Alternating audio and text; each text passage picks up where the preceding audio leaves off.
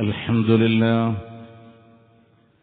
نحمده ونستعينه ونؤمن به ونتوكل عليه ونعوذ بالله من شرور أنفسنا ومن سيئات أعمالنا من يهده الله فلا مضل له ومن يضلل فلا هادي له وأشهد أن لا إله إلا الله وحده لا شريك له وأشهد أن محمدا عبده ورسوله أرسله بالهدى ودين الحق ليظهره على الدين كله ولو كره المشركون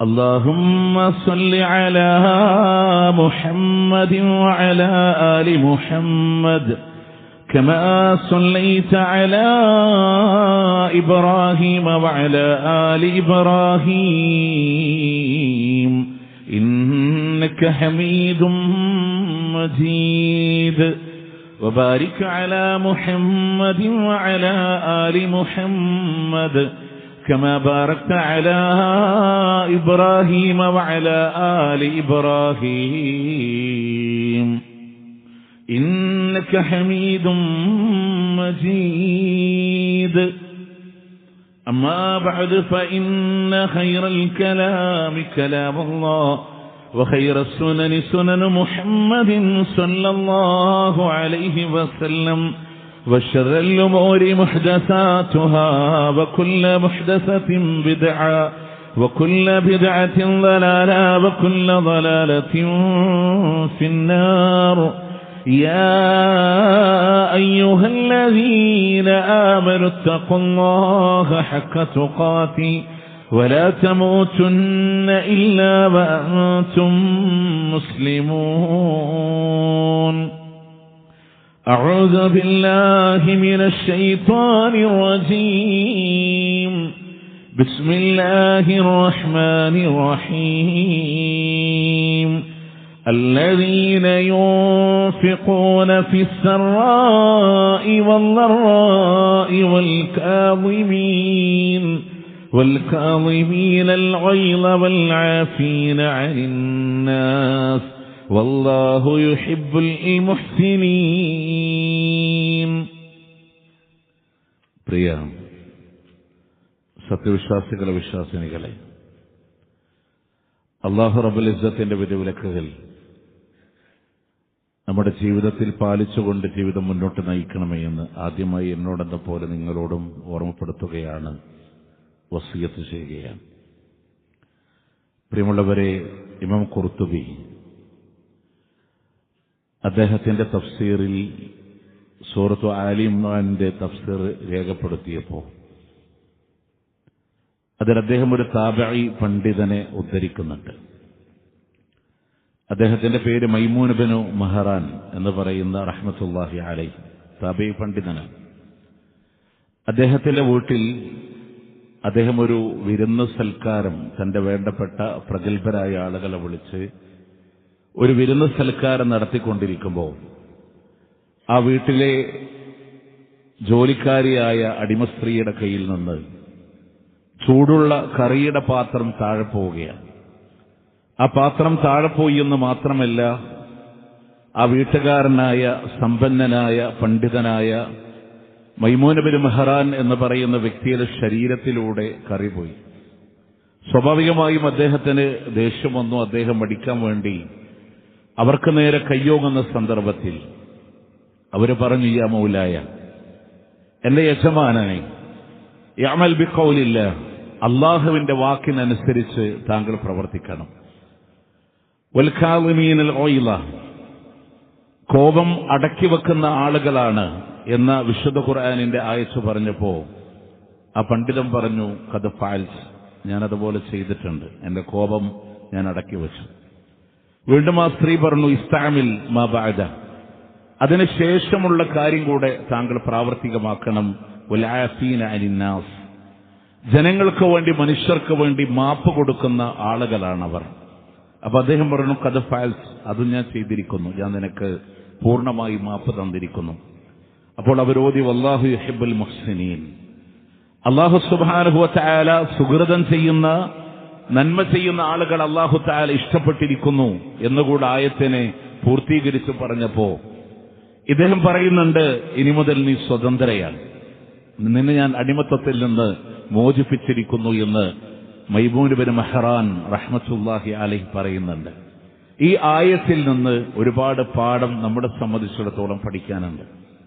വിശുദ്ധ ഖുർആനിലെ സൂറത്ത് ആലി ഇംറാനിലെ 133-134 ആയത്തുകളാണ്. അല്ലാഹു സുബ്ഹാനഹു വ തആല പറയാണ്, നിങ്ങൾക്ക് റബ്ബിന്റെ ഭാഗത്തു നിന്നുള്ള പാപമോചനങ്ങൾ വേണോ? നമ്മളിലൂടെ സംഭവിച്ചു പോയ പാപങ്ങൾക്ക് പരിഹാരം വേണോ? അതുപോലെ തന്നെ സ്വർഗത്തിൽ ഉന്നതമായ സ്ഥാനങ്ങൾ നിങ്ങൾക്ക് ലഭിക്കണോ? അതിനുള്ള പരിഹാരം അല്ലാഹു പറയാ, വസാരിഉ ഇലാ മഅ്ഫിറത്തിൻ മിർ റബ്ബിക്കും, നിങ്ങളുടെ രക്ഷിതാവിന്റെ പക്കൽ നിന്നുള്ള പാപമോചനത്തിലേക്ക് നിങ്ങൾ ധൃതിപ്പെട്ടുകൊണ്ടുവരണേ. വജന്നത്തിൻ അർളുഹസ് സമാവാതു വൽ അർള്, ആകാശഭൂമികളുടെ പ്രവിശാലമായ സ്വർഗത്തിലേക്ക്. ഉഇദ്ദത്തിൽ മുത്തഖീൻ, അല്ലാഹനെ സൂക്ഷിക്കുന്നവർക്ക് വേണ്ടി തയ്യാർ ചെയ്യപ്പെട്ടതാണ്.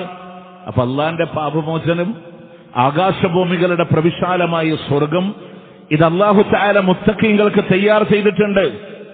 ആരാ മുത്തഖീങ്ങളായ ആളുകൾ? അല്ലദീന യുൻഫിഖൂന ഫിസ് സറാഇ വൽ ദറാ, അവരുടെ പ്രയാസങ്ങളിലും സന്തോഷങ്ങളിലുമെല്ലാം അവരിങ്ങനെ ചെലവഴിക്കുന്ന ആളുകളാണ്. വൽ കാളിമീനൽ ഗൈള, അവർ കോപം ഇങ്ങനെ കടിച്ചിറക്കുന്ന ആളുകളാണ്, കോപത്തെ പിടിച്ചു വെക്കുന്ന ആളുകളാണ്.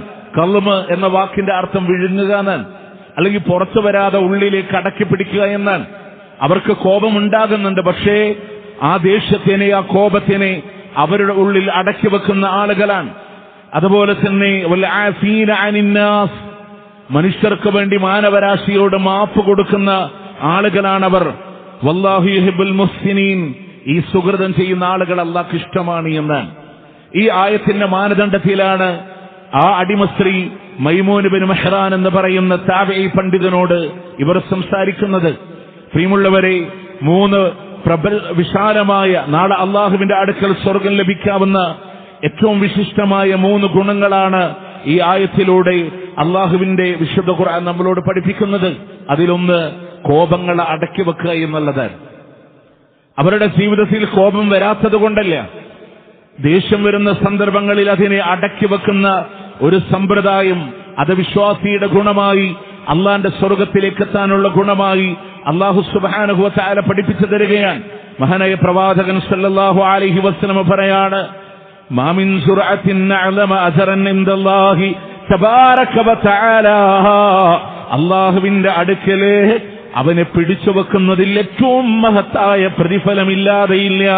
മിൻ സുറഅത്തി ഐൽ, ഒരു കോപം അവൻ അടക്കി വെക്കുന്നതിനേക്കാൾ, ഒരു കോപം ഒരു മനുഷ്യൻ അടക്കി വെക്കുന്നതിനേക്കാൾ അള്ളാഹുവിന്റെ അടുക്കൽ ഏറ്റവും കൂടുതൽ പ്രതിഫലം കിട്ടുന്ന മറ്റൊന്നില്ല. കളമഹുൽ അബ്ദ്, ആ അടിമ കോപത്തിനെ പിടിച്ചു വെക്കുന്നത് യബ്തഈ ബിഹി വജ്ഹുല്ലാഹി അസ്സ വജൽ, അള്ളാന്റെ പ്രതിഫലം ആഗ്രഹിച്ചുകൊണ്ടാണ് ആ മനുഷ്യൻ അവന്റെ കോപത്തിനെ പിടിച്ചു വെക്കുന്നത് എന്നാണ്. നാളെ എനിക്ക് ഈ വിഷയത്തിൽ ഞാൻ ക്ഷമിച്ചു കഴിഞ്ഞാൽ, ഞാൻ ദേഷ്യപ്പെടാതിരുന്നു കഴിഞ്ഞാൽ, എനിക്ക് അല്ലാഹു സുബ്ഹാനഹു തആല സ്വർഗം തരും. എന്റെ പാപം അല്ലാഹു തആല എനിക്ക് പൊറുച്ചു തരും. ഈ പടച്ചോന്റെ പ്രതിഫലം ആഗ്രഹിച്ചുകൊണ്ടാണ് നമ്മൾ അവിടെ ക്ഷമിക്കുന്നത് എന്നുണ്ടെങ്കിൽ തീർച്ചയായും അതിനോളം മഹത്തരമായ പ്രതിഫലമുള്ള മറ്റൊന്നില്ല എന്നുള്ളതാണ്.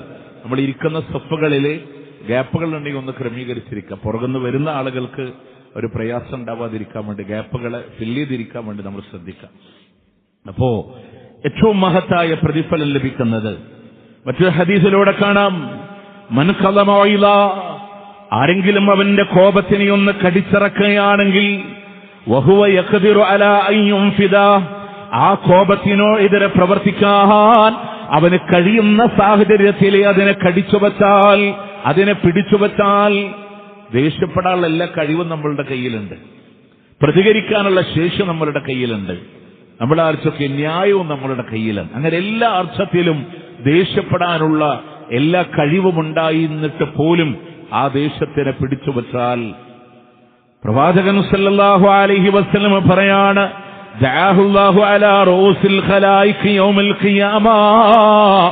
ഖിയാമത്ത് നാളിൽ അല്ലാഹു പ്രത്യേകം അവനെ വിളിക്കുന്നത് ഹത്താ യുഖയ്യിറഹു മിനൽ ഹൂറിൽ ഐനി മാ ശാ. അവൻ ഉദ്ദേശിക്കുന്ന ഹൂർലീങ്ങളെ തെരഞ്ഞെടുക്കാൻ. എന്ന് പറഞ്ഞാൽ എന്താ അവൻ ഉദ്ദേശിക്കുന്ന സഹധർമ്മിണിയെ തെരഞ്ഞെടുക്കാൻ എന്ന് പറഞ്ഞാൽ ഒരു ഹൂർലീനെ തെരഞ്ഞെടുക്കാന്ന് മാത്രമല്ല, ഹൂർലീൻ ഒരു മനുഷ്യനെ തെരഞ്ഞെടുക്കണമെങ്കിൽ അവൻ അള്ളാഹു തൃപ്തിപ്പെടുന്ന സ്വർഗത്തിൽ അവൻ കടക്കാതെ കഴിയില്ല.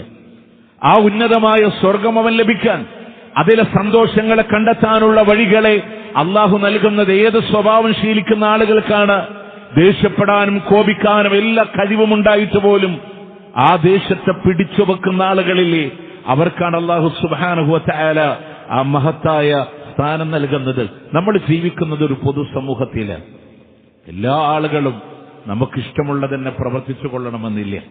അപ്പൊ അതുകൊണ്ട് തന്നെ പ്രതികൂലമായി വരുന്ന സാഹചര്യങ്ങളിൽ പോലും ആ ദേഷ്യത്തിന് കൺട്രോൾ ചെയ്യലാണ് ഏറ്റവും വലിയ ജിഹാദി എന്ന് പറയുന്നത്. മുത്തനബി സല്ലല്ലാഹു അലൈഹി വസല്ലം പറഞ്ഞില്ലേ, ലൈസ ശദീദു ബിസ്സുർഅ. ഒരു ഗുസ്തിയിൽ സംഘട്ടനത്തിൽ ജയിക്കുന്നവനല്ല ധീരൻ എന്ന് പറഞ്ഞാൽ, ഇന്നമശ്ശദീദുല്ലദീ യംലികു നഫ്സഹു ഇൻദൽ അദബ്.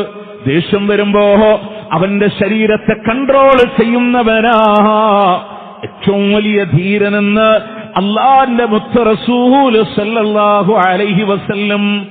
ദേഷ്യം വരുമ്പോ നമ്മളുടെ ശരീരത്തെ കൺട്രോൾ ചെയ്യാം. ഞാൻ പറഞ്ഞത് നമുക്കെപ്പോഴും പ്രത്യേകിച്ച് നമ്മളുടെ വീട്ടുകാരോട്, നമ്മളുടെ മക്കളോട്. കാരണം എന്താ, കുറച്ചുകൂടെ അധികാരമുണ്ടല്ലോ അവരുടെ മുമ്പിൽ. അങ്ങാടിയിൽ നമ്മൾ ചിലപ്പോ കുറച്ച് മാന്യനാവും പൊതുസമൂഹത്തില്. നമ്മളുടെ ഭാര്യയുടെ അടുത്ത് നമ്മൾ പെട്ടെന്ന് ദേഷ്യപ്പെടും. കാരണം എന്താ, എന്റെ വീട്ടില് എന്റെ ചെലവില് ഞാൻ എന്ത് പറഞ്ഞാലും വല്ലാതെ പ്രതികരിക്കാതെ നിൽക്കുന്നവൾ. എന്റെ പ്രിയപ്പെട്ട മക്കള്, അവരെന്റെ ശിക്ഷണത്തിലും എന്റെ സംരക്ഷണയിലും കഴിയുന്നവർ. അതുകൊണ്ട് അവരോട് ദേഷ്യപ്പെടാം. പ്രിയമുള്ളവരെ, ആ കോപങ്ങൾ ഒരുപക്ഷെ വലിയ വലിയ പ്രയാസങ്ങളിലേക്ക് കൊണ്ടുപോകും.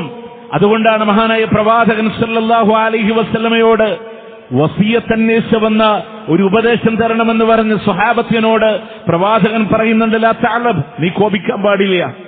വീണ്ടും പറഞ്ഞ റസൂലെ മറ്റൊരു ഉപദേശം കൂടെ, ലാ തഅലബ്, നീ കോപിക്കാൻ പാടില്ല. എന്നിട്ട് പ്രവാചകൻ മൂന്നാമതും ഫറജ്ജദ മിറാറ, പലതവണ പ്രവാചകൻ ഇതിനെ ആവർത്തിച്ച് ഇങ്ങനെ പറയാൻ. ആ ഹദീസ് പ്രവാചകൻ സല്ലല്ലാഹു അലൈഹി വസല്ലമയിൽ നിന്ന് ഉദ്ധരിക്കുന്ന സനദിന്റെ പരമ്പരയിൽ ഒരു താബിആയ ഒരു മനുഷ്യൻ പറയാണ്, ഈ ഹദീസ് ഞാൻ പഠിക്കുമ്പോ ഇതെന്തിനാണ് നബി സല്ലല്ലാഹു അലൈഹി വസല്ലമ പലതവണ ഉപയോഗിച്ചത് എന്ന് ഞാൻ ഇങ്ങനെ ചിന്തിച്ചപ്പോ എനിക്ക് മനസ്സിലായത്, എല്ലാ ഷർറുകളും എല്ലാ ദുൽമുകളും കടന്നു വരുന്നത് കോപത്തിൽ നിന്നാണ്. എല്ലാ ഷർറുകളും ഉണ്ടാകുന്നത് കോപത്തിൽ നിന്നാണ്. എല്ലാ അക്രമങ്ങളും ഉണ്ടാകുന്നത് കോപത്തിൽ നിന്നാണ്. ദേഷ്യത്തിന്റെ പുറത്ത് നമ്മൾ പറയുന്നൊരു വാക്കാണ് ബന്ധങ്ങളെ അകറ്റി വെക്കുന്നത്. ദേഷ്യത്തിന്റെ പുറത്ത് നമ്മൾ ചെയ്തൊരു പ്രവർത്തനമാണ്, പ്രിയമുള്ളവരെ, അല്ലാഹു തആല ഇണക്കി ചേർത്ത ബന്ധങ്ങളിൽ പോലും വൈവാഹിക ജീവിതങ്ങളിൽ വിള്ളലുകൾ ഉണ്ടാക്കുന്നത്. അല്ലാഹു ഒരു ദേഷ്യം നമ്മളുടെ വായിൽ നിന്ന് വന്നതിന്റെ പേരിലാണ് നമ്മളുടെ കൂടെ ചേർന്നിരിക്കുന്ന മക്കൾ നമ്മളിൽ നിന്ന് അകന്നു പോകേണ്ടി വരുന്നത്.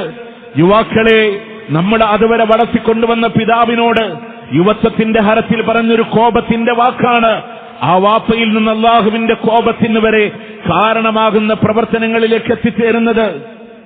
ഒരുപക്ഷെ തിരിച്ചെടുക്കാൻ കഴിയാതെ വരില്ല.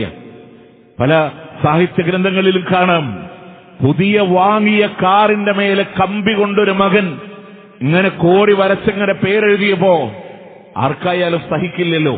മാർക്കറ്റിൽ നിന്ന് പണം കൊടുത്തു വാങ്ങിയ പുതിയ ഇറക്കിയ വാഹനത്തിന്റെ മേലെ കമ്പി കൊണ്ട് ആ കുട്ടി എന്തോ എഴുതി വെച്ചതിന്റെ പേരിൽ അതേ കമ്പി വാങ്ങി കുഞ്ഞിന്റെ കൈക്ക് ഇങ്ങനെ അടിച്ച് വേദന കൊണ്ട് നീര് വന്ന് കുട്ടി കൈ ഇങ്ങനെ വിറക്കുമ്പോ ആ മനുഷ്യനതിങ്ങനെ വായിക്കുമ്പോ കാണുന്നുണ്ട്, ഐ ലവ് യു പപ്പ എന്ന കുട്ടി ഇങ്ങനെ എഴുതി വെച്ചത്. പ്രിയമുള്ളവരെ, ഈ കൈ ശരിപ്പെടുത്താൻ കഴിയില്ല.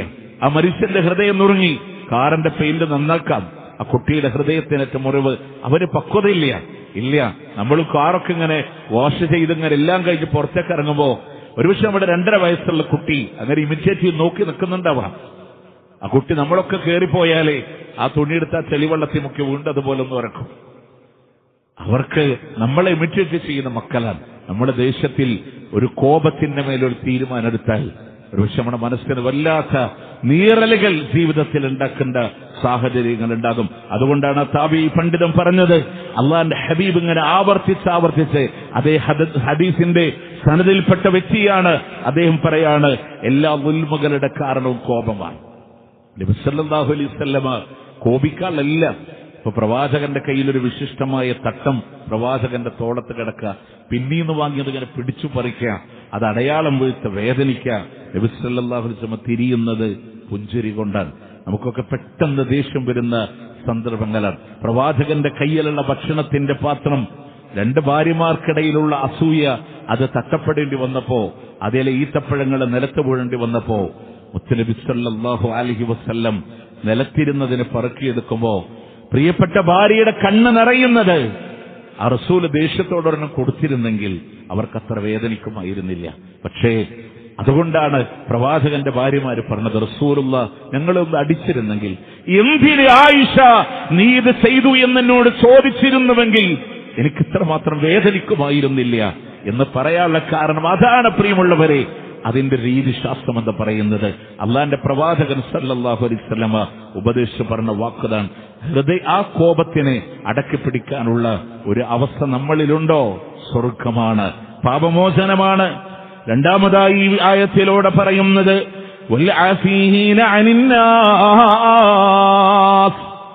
ജനങ്ങളോട് മാപ്പ് കൊടുക്കുന്ന സന്ദർഭമാണ്.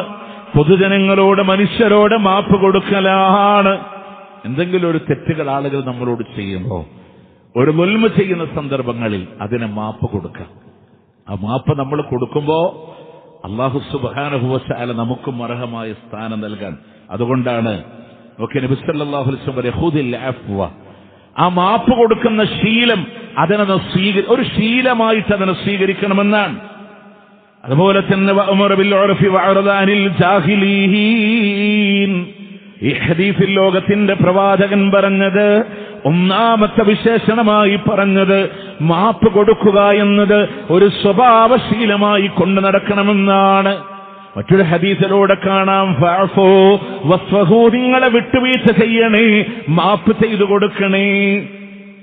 നമ്മള് ഒരാളോട് മാപ്പ് കൊടുത്താൽ നമുക്ക് കിട്ടുന്ന സ്ഥാനം എത്രയാണ്? തഖ്വയിലേക്ക് ഏറ്റവും അടുത്ത് നിൽക്കുന്നത് മാപ്പ് കൊടുക്കലാണ്. തഖ്വയിലേക്ക് ഏറ്റവും അടുത്ത് നിൽക്കുന്നത് മാപ്പ് കൊടുക്കലാണ്. ഫഅഫു വസ്ഫഹു, നോക്കേ, നിങ്ങൾ വിട്ടുവീഴ്ച ചെയ്യ്, നിങ്ങൾ മാപ്പ് കൊടുക്ക. അലാ തുഹിബ്ബൂന യഗ്ഫിറല്ലാഹു ലക്കും, അല്ലാഹു നിങ്ങൾക്ക് പുറത്തു തരുന്നതിന് നിങ്ങൾ ഇഷ്ടപ്പെടുന്നില്ലേ? അല്ല നമുക്ക് പുറത്തു തരുന്നതിന് നമ്മൾ ഇഷ്ടപ്പെടുന്നില്ലേ? അങ്ങനെ നമ്മൾ ഇഷ്ടപ്പെടുന്നുണ്ടെങ്കിൽ നമ്മൾ മറ്റുള്ളവരോട് പുറത്തു കൊടുക്ക്, മാപ്പ് കൊടുക്ക്. വലിയ ക്രൂരത ചെയ്തവരോടും നമ്മളൊക്കെ സാധാരണ കുടുംബജീവിതങ്ങളിലൊക്കെ സംഭവിക്കലേ, ഒരു തെറ്റ് ചെയ്ത് വിഷമം വന്ന് പിണക്കങ്ങളൊക്കെ സ്വാഭാവികമാണ്. അത് ഭൂമിയിൽ ജീവിക്കുന്ന എല്ലാ ദമ്പതികൾക്കിടയിലും അല്ലാഹു തആല ഇണക്കവും പിണക്കമൊക്കെ വെച്ചിട്ടുണ്ട്. അമ്പിയാക്കളുടെ ജീവിതത്തിൽ വരെ വന്നിട്ടുണ്ട്, സ്വഹാബത്തിന്റെ ജീവിതത്തിൽ വരെ വന്നിട്ടുണ്ട്. അതൊക്കെ ഉള്ളത് തന്നെയാണ്. പക്ഷെ അതിനെ മാപ്പ് കൊടുത്ത് വിട്ടുവീഴ്ച കൊടുത്ത് ചേർത്ത് പിടിക്കുന്നിടത്ത് പിന്നീട് ഏതെങ്കിലും ഒരു കാലത്തൊരു പ്രശ്നം ഉണ്ടാകുമ്പോൾ നിങ്ങൾ പണ്ടും അങ്ങനെ തന്നെയാ, നീ പണ്ടും അങ്ങനെ തന്നെയാ, അഥവാ നമ്മളുടെ ഹൃദയത്തിൽ ആ മാപ്പ് ഏറ്റിട്ടില്ല എന്നുള്ളതാണ്. പരിപൂർണമായ വിട്ടുവീഴ്ച ചെയ്തു കൊടുക്കാൻ, പരിപൂർണമായ മാപ്പ് കൊടുക്കാൻ. പ്രിയമുള്ളവരെ, നിങ്ങൾ ആലോചിച്ചൊക്കെ ബദറിന്റെ രണഭൂമിയിൽ 70ഓളം വരുന്ന മുശ്രിക്കീങ്ങളെ കൊണ്ടുവരാം. മക്കയുടെ മണ്ണിൽ ക്രൂരമായി മർദ്ദിച്ച ആളുകള് അള്ളാഹുവിന്റെ പ്രവാചകൻ സല്ലല്ലാഹു അലൈഹി വസല്ലമ ബന്ധനസ്ഥരോട് ചെയ്യേണ്ടുന്ന കടമ പറഞ്ഞെടുത്ത് അവർക്ക് വേണ്ടി ഇഷ്ടമുള്ള ഭക്ഷണങ്ങളെ കൊണ്ടുപോയി കൊടുക്കാൻ പ്രവാചകനോളം മാപ്പ് കൊടുക്കുന്ന ആരുണ്ട്? കാൽ കീഴിലൂടെ കിട്ടുമ്പോ ആക്രമിക്കാനല്ല. മക്ക എന്ന് പറയുന്ന നാട്ടിൽ നിന്ന് അള്ളാന്റെ ഹബീബിനെ ആട്ടിയോടിക്കുമ്പോ അത് ചെറിയൊരു ഹൃദയവേദനയായിരുന്നില്ല. ഇരുട്ടിന്റെ മറവില് കഅബാലയത്തിന് മുന്നില് അള്ളാന്റെ മുത്ത് റസൂൽ സല്ലല്ലാഹു അലൈഹി വസല്ലം വരുമ്പോ നെഞ്ചുപൊട്ടി പറഞ്ഞൊരു വാക്കുണ്ട്, അലിംതു അന്നക ഖൈറു അർളില്ല, എനിക്കറിയാം അള്ളാഹ്ക്ക് ഏറ്റവും ഇഷ്ടപ്പെട്ട ഭൂമി നീ തന്നെയാ.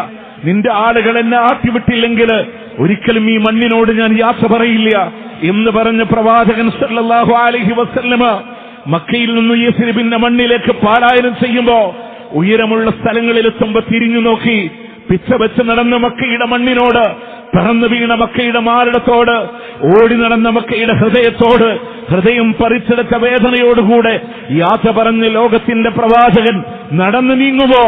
പ്രിയമുള്ളവരെ, കഅബാലയത്തിന്റെ താക്കോൽ സൂക്ഷിപ്പുകാരനായ ഉസ്മാൻ എന്ന് പറയുന്ന വ്യക്തിയോട് റസൂലുള്ളാഹ് അത് ചോദിക്കുമ്പോ കൊടുക്കാതിരുന്ന മനുഷ്യനാണ്. ഹിജ്റ 8-ാം വർഷത്തിലൂടെ ആ മദീനയിൽ നിന്ന് വീണ്ടും മക്കയിലേക്ക് കടന്നു വന്ന് 2 സൈന്യവുമായി നീങ്ങി മക്ക മുഴുവനും തന്റെ കാൽക്കീഴിലൂടെ കൊണ്ടുവന്ന് അള്ളാഹുവിന്റെ പ്രവാചകൻ ഇർകഅ ബിലാൽ ഹാദിഹിൽ കഅബത്തിൽ ഉലിയ, ഉന്നതമായ കഅബാലയത്തിൽ കയറി ബാങ്ക് കൊടുക്കൂ ബിലാൽ എന്ന് പറയുമ്പോ അതേ ഉസ്മാന് താക്കോല് കൈകളിലേന്തി അദ്ദേഹത്തിന്റെ കൈ വരച്ച താക്കോലുകൾ കൂട്ടിയടിക്കുന്ന ശബ്ദം, മണിശബ്ദങ്ങള് കേൾക്കാമായിരുന്നു എന്ന് റിപ്പോർട്ട് വരുമ്പോഴും പുഞ്ചിരിയോടെ ഉസ്മാനിനെ സ്വീകരിച്ച ആ മുത്തുനബി സല്ലല്ലാഹു അലൈഹി വസല്ലമയാണ് സമൂഹത്തിന് മാതൃക.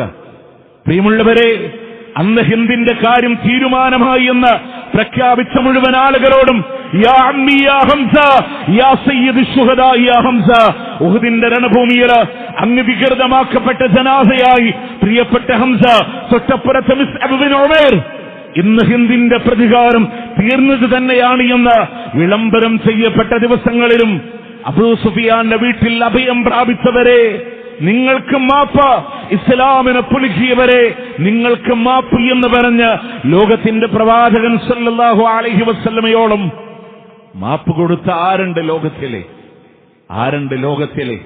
അള്ളാന്റെ മുത്ത് നബി അങ്ങേയറ്റം ആക്ഷേപിച്ച് തെറി പറഞ്ഞ കഅബ് ബിൻ സുഹൈർ അള്ളാന്റെ മുത്ത് നബിയുടെ മുന്നിൽ വന്ന് ബാനസ്സുആദ് എന്ന് തുടങ്ങുന്ന ഒരു കവിത പാടിയിട്ട്, നിങ്ങൾ നോക്ക്, ആ പ്രവാചകന് മുഹന്നദും മിൻ സുയൂഫില്ലാഹി മസ്ലൂലു എന്ന ഇന്ത്യൻ നിർമ്മിതമായ വാട പോലെ പ്രശോഭിതമാണല്ലോ റസൂലേ അങ്ങയുടെ മുഖമെന്ന് വാഴ്ത്തി പറയുമ്പോ അങ്ങേയറ്റം സഭ്യം പറഞ്ഞവനോട്, തെറി പറഞ്ഞവനോടും മാപ്പ് കൊടുത്ത മുത്ത് നബി സല്ലല്ലാഹു അലൈഹി വസല്ലം.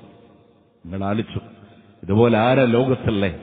അതുകൊണ്ട് മാതൃക സ്വഭാവത്തെ മനസ്സിലാക്കാൻ വേണ്ടി മാപ്പ് കൊടുക്കാൻ ചില്ലറ കാര്യമല്ല പ്രിയമുള്ളവരെ.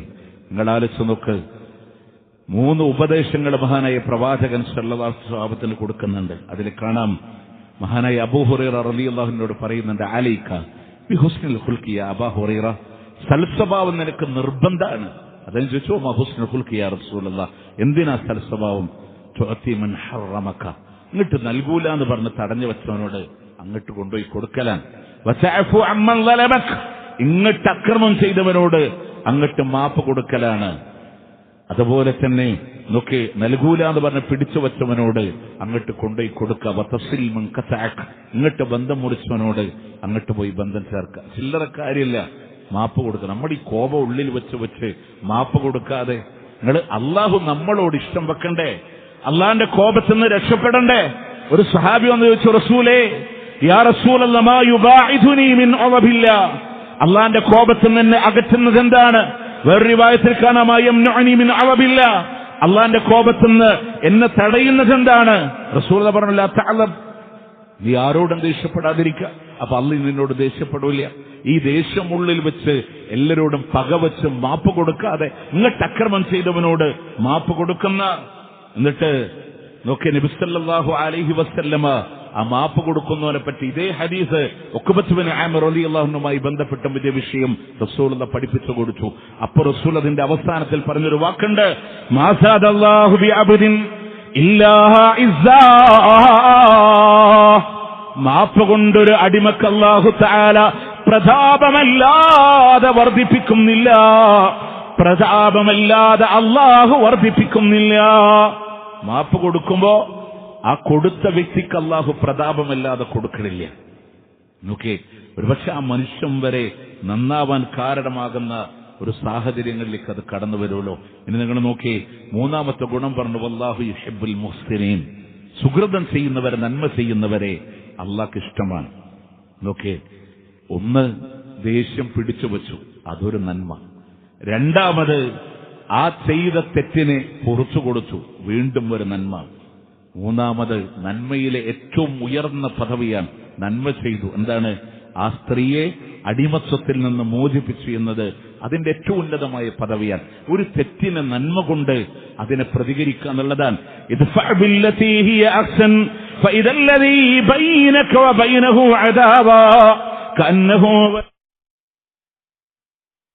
കടന്നു വരാൻ കാരണമായി തീരുമെന്നുള്ളതാണ്. നിങ്ങൾ നോക്കി, സീറത്ത് ഇബ്നു ഹിഷാം എന്ന് പറയുന്ന ചരിത്രഗ്രന്ഥങ്ങളിലൂടെ കാണാം. സീറത്ത് ഇബ്നു ഹിഷാമിൽ ഒരു മനുഷ്യൻ പ്രവാചകന്റെ മുന്നിൽ കടന്നു വരികയാണ്. ആ മനുഷ്യൻ ചോദിക്കുന്നുണ്ട്, റസൂലേ, ഇസ്ലാം മതം സ്വീകരിച്ചാൽ കഴിഞ്ഞുപോയ കാലങ്ങളിലെ പാപങ്ങളൊക്കെ പൊറുച്ചു കിട്ടും? അദ്ദേഹം പറഞ്ഞു, തീർച്ചയായും റസൂൽ എന്ന് പറയാ, പൊറുച്ചു കിട്ടും. ആ മനുഷ്യൻ ഇസ്ലാം സ്വീകരിച്ചിട്ട് ചോദിക്കുന്നുണ്ട്, ഹംസയെ കൊന്നവന് മാപ്പുണ്ടോ? ഉടനെ പ്രവാചകന്റെ ചോദ്യമാണ്, അൻത വഹ്ഷി, നീ വഹ്ഷിയാണോ? അറിയില്ലായിരുന്നു റസൂലേ, അങ്ങേക്ക് പ്രിയപ്പെട്ടവനാണ് എന്ന് ഹബീബ് ചോദിക്കുന്നുണ്ട്. കൈഫ ഖതൽത ഹംസ, നീ എങ്ങനെയാ എന്റെ ഹംസയെ കൊന്നത്? എങ്ങനെയാ? പാറക്ക് പിന്നിൽ ഒളിച്ചു നിന്നിട്ട് അങ്ങനെ ശത്രുവിനോട് പോരാടി ഹംസ റളിയല്ലാഹു അൻഹു എന്റെ മുന്നിൽ വന്നപ്പോ നേരിടാനുള്ള ധൈര്യം ഉണ്ടായിരുന്നില്ല. പിന്നിൽ ഒളിച്ചു നിന്ന് ചാട്ടുളി എറിഞ്ഞത് അദ്ദേഹത്തിന്റെ അടിവയറിലേക്ക് വന്ന് വീഴുന്ന രംഗം പറയുമ്പോ അള്ളാന്റെ ഹബീബ് മുഖം ഇങ്ങനെ തിരിച്ചിട്ട് പറഞ്ഞു, ഹൽ തസ്തതി അൻ തഹീബ അന്നി, പറ്റുമെങ്കിൽ എന്റെ മുമ്പിൽ വരാതിരിക്കോ വഹ്ഷി, നിന്നോട് എനിക്ക് യാതൊരു ദേഷ്യമില്ല. പക്ഷെ നിന്റെ മുഖം കാണുമ്പോ എനിക്കെന്റെ ഹംസയെ ഓർമ്മ വരാൻ, എനിക്കെന്റെ ഹംസയെ ഓർമ്മ വരാൻ. ആ മുത്തു റസൂൽ എന്ന് മാപ്പ് കൊടുത്തിട്ട് ജനങ്ങളോട് പറഞ്ഞത് റസൂലിലേക്ക് ചേർത്ത് വെച്ചൊരു സ്വഹാബിയാകില്ലേ. ഇന്ന് വഹ്ഷിയുടെ പേര് കേൾക്കുമ്പോ ചങ്ങരംകുളത്തിന്റെ തഖ്വാ പള്ളിയിൽ നമ്മൾ പറയണത് റളിയല്ലാഹു അൻഹു, ആ വഹ്ഷിക്ക് അല്ലാഹുവിന്റെ തൃപ്തി ഉണ്ടാവട്ടെ എന്നാണ്. വഹ്ഷി സ്വഹാബിയാണ്. ആ ചേർത്ത് പിടിച്ചിട്ട് അദ്ദേഹത്തെ ഇസ്ലാമിനെ പുൽകാനുള്ള ഭാഗ്യം കിട്ടിയപ്പോ മുസൈലിമത്തുൽ കസ്സാബ് എന്ന കള്ളപ്രവാചകനെ കൊന്നതും വഹ്ഷി തന്നെയാണ്. പ്രിയമുള്ളവരെ, നന്മ കൊണ്ടതിനെ നേരിടുന്ന ഒരു സന്ദർഭങ്ങളെ അള്ളാഹുവിന്റെ പ്രവാചകൻ സല്ലല്ലാഹു അലൈഹി വസല്ലമ ഒക്കെ ഉഹദിന്റെ രണഭൂമിയിൽ ആ മലക്കുമേലെ കയറ്റി നിർത്തിയ സ്വഹാബ, അവരവിടെ നിന്ന് ഇങ്ങനെ ഇറങ്ങി വന്ന കുറച്ചാളുകൾ. നമ്മളൊക്കെ വിചാരിക്കുന്നത് ഗനീമത്ത് സ്വത്ത് ശേഖരിക്കാനുള്ള ധൃതി കൊണ്ട് വന്നതാണ്. അങ്ങനെ ഒരു തെറ്റിദ്ധാരണ ആളുകളുടെ ഒക്കെ മനസ്സുകളിലൂടെ ഉണ്ട്. സ്വഹാബത്തിനെ പറ്റി മോശമായിട്ടൊന്നും ചിത്രീകരിക്കരുത് പ്രിയമുള്ളവരെ. അവരവിടെ നിന്ന് ഇറങ്ങിയാലും ഇല്ലെങ്കിലും അവർക്ക് കിട്ടാനുള്ള ഓഹരി കിട്ടും. കിട്ടിയവർ പറക്കിയെടുക്കലല്ല. കാരണം ഒനീമത്ത് ശേഖരിക്കുന്ന മുഴുവനും എവിടെയാ? നബി സല്ലല്ലാഹു അലൈഹി വസല്ലമയുടെ മുന്നിൽ കൊണ്ടുവന്നു വെക്കും. ആളുകളുടെ ആവശ്യങ്ങൾക്കനുസരിച്ച് തുല്യമായി ഓഹരി വെക്കുന്നത് പ്രവാചകനാണ്. അല്ലാതെ സ്വഹാബത്ത് കിട്ടിയതെടുക്കലല്ല. അവിടെ 50 ആളെ നിർത്തിയപ്പോൾ 40 ആൾ ഇറങ്ങി വന്നു, 10 ആൾ അവിടെ നിന്നു. റസൂലുള്ളാഹിന്റെ ഒരു വാക്ക് മനസ്സിലാക്കുന്നിടത്ത് പറ്റിയ അബദ്ധമാണത്. നബി സല്ലല്ലാഹു അലൈഹി വസല്ലം യുദ്ധം കഴിഞ്ഞാലല്ലാതെ ഇറങ്ങരുതെന്നാണ് 10 ആൾ കരുതി ഒനീമത്ത് കൂടെ ശേഖരിച്ച് കഴിയുമ്പോഴാണ് അത് പൂർണ്ണമാകുന്നത്. 40 ആൾ കരുതി യുദ്ധം കഴിഞ്ഞിട്ടല്ലേ ഒനീമത്ത് ശേഖരിക്കുന്നത്. പ്രിയമുള്ളവരെ, നമ്മൾ മനസ്സിലാക്കണം, അതുവരെ പോരാടിയ മുറിവേറ്റ സഹാബത്ത് ഈ ജോലി കൂടെ ചെയ്യുമ്പോൾ ഏതായാലും യുദ്ധം കഴിഞ്ഞല്ലോ, അവരെ സഹായിക്കാമെന്ന സദുദ്ദേശമാണ് 40 ആളുകൾ ഇറങ്ങിയത്. അല്ലാതെ ഒരു സഹാബത്തിനെ പറ്റിയും മോശമായൊരു ചിന്ത പോലും നമ്മളുടെ ആരുടെയും മനസ്സിലൂടെ കടന്നു വരാൻ പാടില്ല. അന്നിറങ്ങിയ ആളുകളെ സംബന്ധിച്ചു പോലും അവിടെ നല്ല പറയാണ്, ഫഅഫു അൻഹും, അള്ളാഹു അവർക്ക് മാപ്പ് കൊടുത്തതാണ്. റസൂലേ വസ്തഗ്ഫിർ ലഹും, അവർക്ക് വേണ്ടി അങ്ങ് അള്ളാഹിനോട് പൊറുക്കലിനെ തേടണേ നബിയേ. കൂടെയുള്ള സഹാബത്തില്ലയോ, ഉഹദിന്റെ രണഭൂമിയിൽ ഇറങ്ങി വന്നവരുണ്ടല്ലോ, അവരുടെ ഭാഗത്തുനിന്ന് അപാകതയുണ്ടെങ്കിൽ അള്ളാഹിനോട് അവർക്ക് വേണ്ടി നബിയേ താങ്കളും പൊറുക്കലിനെ തേടണമെന്നാണ്. ഇനി അവരെ മാറ്റി നിർത്താനല്ല, വശാവിറുഹും ബിൽ അംർ, കാര്യങ്ങളെ കൂട്ടിയാലോചിക്കാൻ അവിടുത്തെ മുഷാവറയില് അവരെയും ഉൾക്കൊള്ളിക്കണേ റസൂലേ. അല്ലാഹു തആല അതിനോട് കണ്ടൊരു സമീപനം, ആ നന്മ, അതാണ് വല്ലാഹു യുഹിബ്ബുൽ മുഹ്സിനീൻ, നന്മ ചെയ്യുന്നവരെ അള്ളാഹു ഇഷ്ടപ്പെടുന്ന. പ്രിയമുള്ളവരെ, ഈ ഒരു ആയത്തിന്റെ വ്യാഖ്യാനത്തിൽ പറഞ്ഞ പ്രവിശാലമായ സ്വർഗം കിട്ടുന്ന, അള്ളാഹു നമ്മുടെ പാപങ്ങളൊക്കെ പൊറുച്ചു തരുന്ന, മാപ്പ് കൊടുക്കുക, ദേഷ്യപ്പെടാതിരിക്കുക, സുഹൃതം ചെയ്യുക, ഒക്കെ ഈ ഒരു പാഠം ജീവിതത്തിന്റെ പ്രവൃത്തി മണ്ഡലങ്ങളിലൂടെ കൊണ്ടുവരാൻ നമ്മൾ ശ്രദ്ധിക്കുക. അല്ലാഹു അനുഗ്രഹിക്കുമാറാവട്ടെ. അഖൂലു ഖൗലി ഹാദാ വഅസ്തഗ്ഫിറുല്ലാഹ ലി വലക്കും ഇന്നഹു ഹുവൽ ഗഫൂറുർ റഹീം.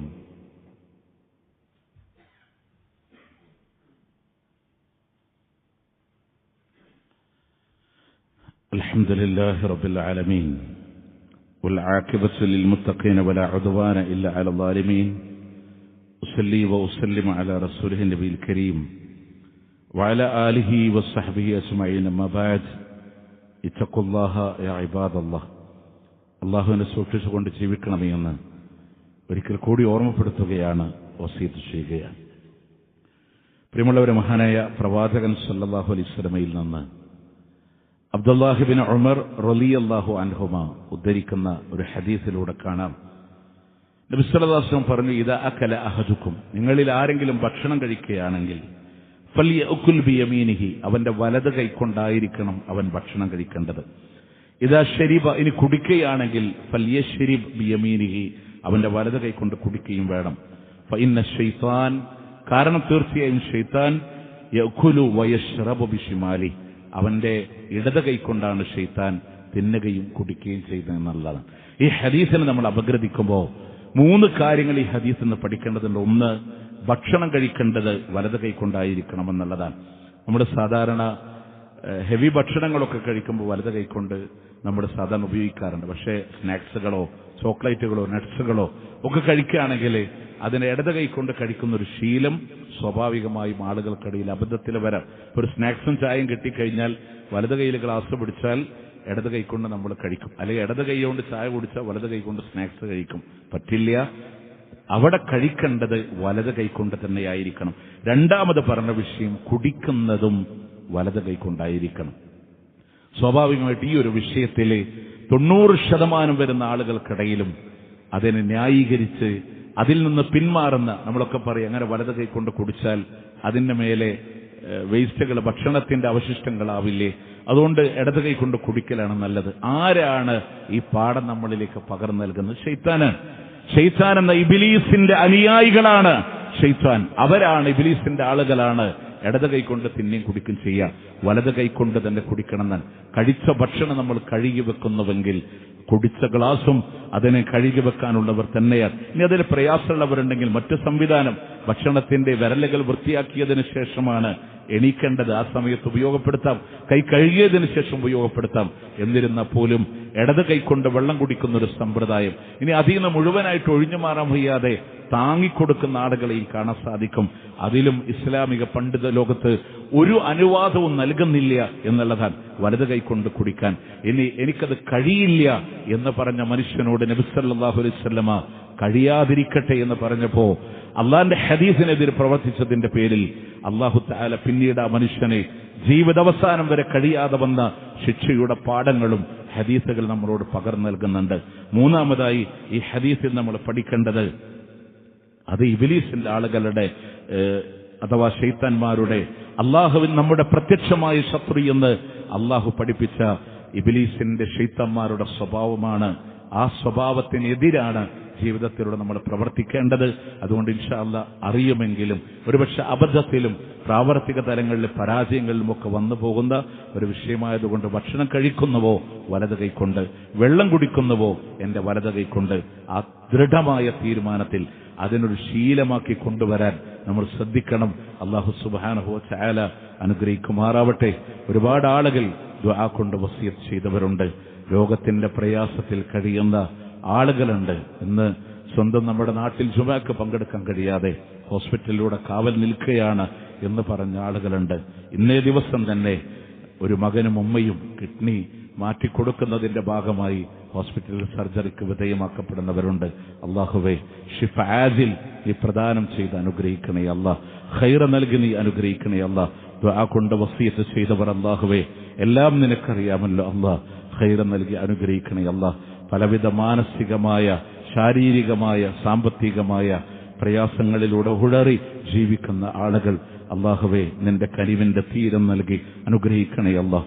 اللهم اغفر للمؤمنين والمؤمنات والمسلمين والمسلمات الأحياء منهم والأموات إنك مجيب الدعوات يا قاضي الحاجات. اللهم أعز الإسلام والمسلمين وأذل الشرك والمشركين. اللهم ربنا آتنا في الدنيا حسنة وفي الآخرة حسنة وقنا عذاب النار. ربنا تقبل منا إنك أنت السميع العليم وتب علينا إنك أنت التواب الرحيم واغفر لنا يا غافر المذنبين. وصلى الله على نبينا محمد وعلى آله وصحبه أجمعين.